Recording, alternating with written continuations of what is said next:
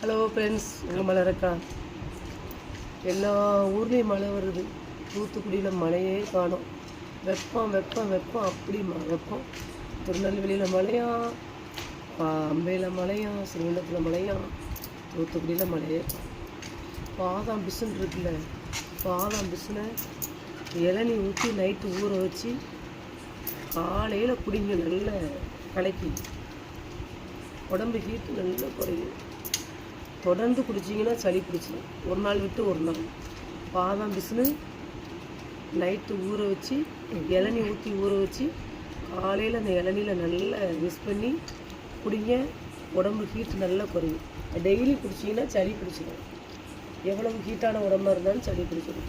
பாதாம் பிசுன்னு குடித்தா நல்லது. உடம்புக்கு ஹீட்டு அமர்த்தும். முகம் சைனியாகவும் நல்ல முடி உதிர்றது நிற்கும். கை கால் எலும்புகளுக்கெல்லாம் நல்லது. அதே போல் அந்த கருப்பு திராட்சையும் நைட்டு ஊற போட்டு குடிங்க. காலையில் அந்த தண்ணியோடு சேர்த்து குடிங்க. லேசாக அலசிட்டு ஊற போட்டு, அதுவும் நல்லது உடம்புக்கு. பாதாம் பிசுன்னு இளநீல ஊற வச்சு குடிங்க. டெய்லியும் குடித்தா சளி பிடிக்கும். செஞ்சு பாருங்கள் ஃப்ரெண்ட்ஸ்.